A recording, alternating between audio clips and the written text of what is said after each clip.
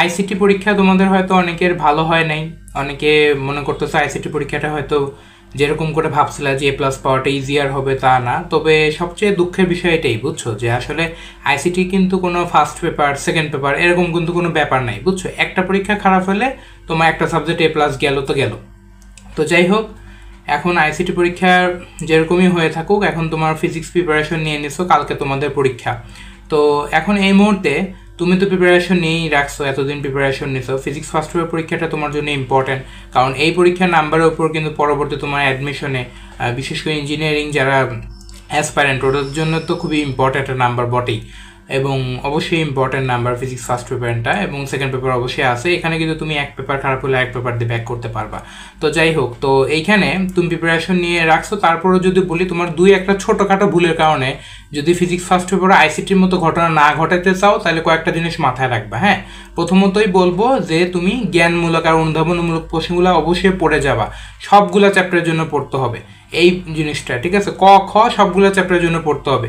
কারণ কি, যে তুমি মনে করো এরকম করলা কি, যে ধরো 5টা চ্যাপ্টার ভালো মতো পড়ে গেছে, 5টা চ্যাপ্টার ভালো মতো পড়ে গেলে ইনশাল্লাহ সিকিউ অ্যান্সার হয়ে যাবে তোমার। কিন্তু এমন হতে পারে যে তোমার মনে করো কি উদ্দীপকটা মনে করো কাজ ক্ষমতা শক্তি থেকে দিয়ে রাখছে, গ ঘ দিয়ে রাখছে কাজ ক্ষমতা শক্তি থেকে, ভালো, কিন্তু তোমার ক খ হয়তো দিয়ে রাখছে মনে করো যে পদার্থের গাঠনিক ধর্ম ওখান থেকে।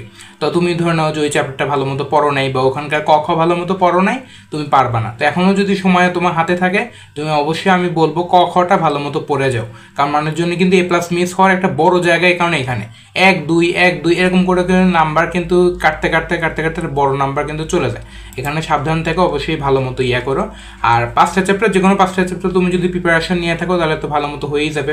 ওই 5টা চ্যাপ্টার এরকমও হতে পারে তুমি ভেক্টর, কাজ ক্ষমতা শক্তি, মহাকর্ষীয় বিকর্ষীয় পদার্থের গাঠনিক ধর্ম, আদর্শ গ্যাস ও গ্যাসের গতিতত্ত্ব, এই 5টা চ্যাপ্টার তুমি পড়তে পারো, তাহলে তোমার মনে করো হয়ে যাবে। তুমি যদি এইগুলো পড়ে থাকো তাহলে ভালো, কারণ এগুলো থেকে না সিকিউ আসার চান্স বেশি, এবং ইজি সিকিউ আসা যায়, মানে ইজি টাইপের ম্যাথ থাকে, এখান থেকে তুমি উদ্দীপক ইজিলি ধরতে পারবা।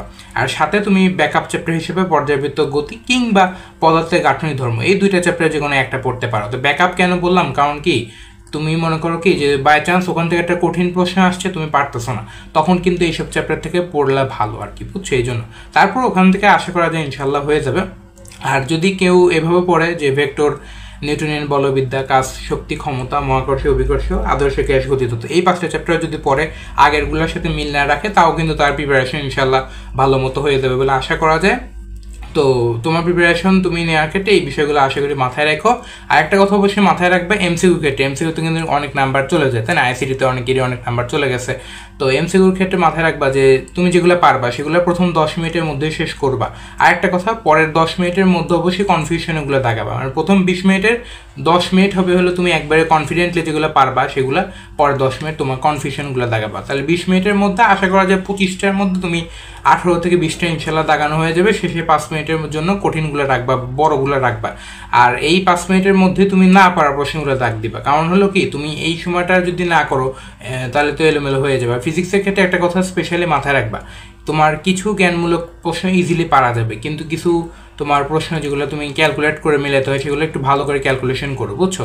মনে করো এক্সাইটমেন্টের মধ্যে তাড়াহুড়া করে না তুমি যদি ক্যালকুলেশন করতে যাও, একটা সূত্র যদি একটু বেশি শর্টকাট করতে যাও, ভুল করে ফেলো, তাহলে কিন্তু দেখবা যে পরবর্তীতে কিন্তু তোমার নাম্বার কেটে যাবে। হ্যাঁ, তুমি দেখা গেলো যে পরীক্ষা শেষ হয়ে যখন বের হবা হল থেকে বন্ধুদের সাথে মিলাবা, তখন দেখবা যে তোমার বন্ধুরা একটা অ্যান্সার করছে, তোমার হয়নি। তো এই বিষয়গুলো মাথায় রেখো, আশা করি ইনশাল্লাহ ভালো হবে। আর প্রিপারেশন যেরকমই থাকুক না কেন, ইনশাল্লাহ আল্লাহর কাছে দোয়া করতে থাকো, ফিজিক্স ফার্স্ট ইয়ার পরীক্ষাটা যতটুকু ভালো সম্ভব হয় পরীক্ষাটা দেওয়ার ট্রাই করো। হ্যাঁ, আর যদি আশেপাশে বন্ধুদের থেকে হেল্প লাগে তাহলে তোমরা নিতে পারো, কিন্তু ওইটার জন্য খুব বেশি পরিমাণে মনে করো যে তোমার লিমিট ক্রস করে ফেলো না আর কি। মাথায় রাখো, তোমার ফার্স্ট পেপার কিন্তু যদি ইজি হয় তাহলে সেকেন্ড পেপার টাফ হবে, আর ফার্স্ট পেপার যদি খুব ইজি হয়, খারাপ হয়, সেকেন্ড পেপার দিয়ে তুমি কাম ব্যাক করতে পারবা, কারণ সেকেন্ড পেপার ওই ক্ষেত্রে ইজি হবে। তো ফার্স্ট পেপার পরীক্ষাটা ইম্পর্টেন্ট, ভালো মতো দাও, অল দ্য বেস্ট। আর কোনো যদি প্রবলেম কোনো কিছু জানতে চাও তাহলে আমাকে কমেন্টে জানাই দিও, ইনশাল্লাহ টাইম পেলে অ্যান্সার দিয়ে দেবো। ভালো থেকো।